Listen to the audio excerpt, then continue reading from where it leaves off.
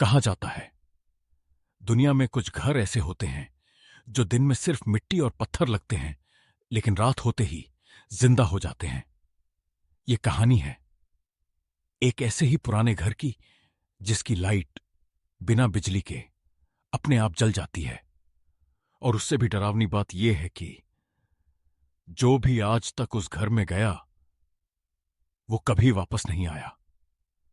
आज मैं तुम्हें उसी घर की कहानी सुनाने वाला हूं, लेकिन याद रखना, अगर कहानी सुनते समय तुम्हें भी किसी कमरे में अचानक रोशनी जलती दिखे तो पीछे मुड़कर मत देखना। यह घटना महाराष्ट्र के एक छोटे से गांव देवपुर की है। गांव के बाहर पीपल के पेड़ों से घिरा हुआ एक बहुत पुराना घर था। उस घर की दीवारें काली पड़ चुकी थीं, छत आधी टूटी हुई और दरवाजा हमेशा थोड़ा खुला रहता था, जैसे कोई अंदर से बुला रहा हो। गांव वाले उस घर को कहते थे जलता हुआ घर, क्योंकि जैसे ही रात के 12 बजते उस घर की लाइट अपने आप जल उठती थी। 20 साल पहले उस घर में रहने वाला पूरा परिवार एक ही रात में गायब हो गया था।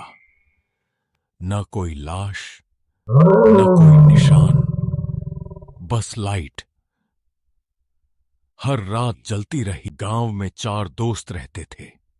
राहुल, अमन, मोहित और दीपक शहर से पढ़ाई करके आए थे और डर को मजाक समझते थे।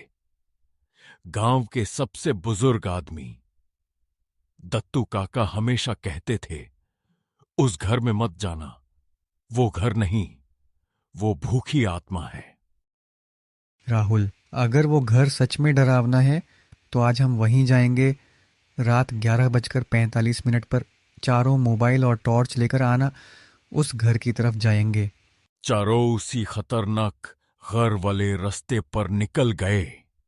जैसे ही उन्होंने दरवाजा धक्का दिया, दरवाजा अपने आप खुल गया और तभी धड़ाम, घर की सारी लाइटें जल उठीं। बिना बिजली, बिना तार, दीवारों पर परछाइयां चलने लगीं और फर्श पर गीले पैरों के निशान दिखने लगे, जबकि वहां कोई था ही नहीं। चारों घर के अंदर तो आगे थे और आगे बढ़ने लगे, लेकिन कुछ दूर जाने के बाद अचानक मोहित चिल्लाया, मेरे पीछे कोई है। तीनों ने पलटकर देखा, लेकिन मोहित गायब हो चुका था। बस जमीन पर पड़ा था उसका मोबाइल। दीपक को एक पुरानी डायरी मिली जिसमें लिखा था, हमने उस औरत को जिंदा जला दिया, अब उसकी आत्मा इस घर में कैद है। 20 साल पहले गांव वालों ने एक औरत को डायन समझकर इसी घर में जला दिया था। मरते वक्त उसने कहा था, मेरी रोशनी तुम सबको निगल जाएगी। एक जली हुई औरत की परछाई छत से लटकती दिखाई दी। उसकी आंखों से रोशनी निकल रही थी। अमन चीखते हुए भागा, लेकिन दरवाजा गायब हो चुका था। एक एक करके अमन और दीपक भी अंधेरे में खींच लिए गए। अब सिर्फ मोहित बचा था। उसने आंखें बंद कर लीं और चिल्लाया, मैं सच दुनिया को बता दूंगा। तभी अचानक घर की सारी लाइटें बुझ गईं और मोहित बाहर गांव के रास्ते पर गिरा पड़ा था। सुबह गांव वाले पहुंचे। राहुल जिंदा था, लेकिन उसकी आंखें सफेद हो चुकी थीं। वो सिर्फ एक ही बात बोल रहा था, लाइट बंद मत करना।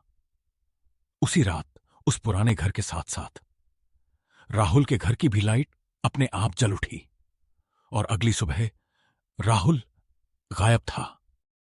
कहते हैं अब उस घर की आत्मा अकेली नहीं है। अगर कभी रात में किसी पुराने घर की लाइट अपने आप जलती दिखे तो समझ लेना वो तुम्हें बुला रही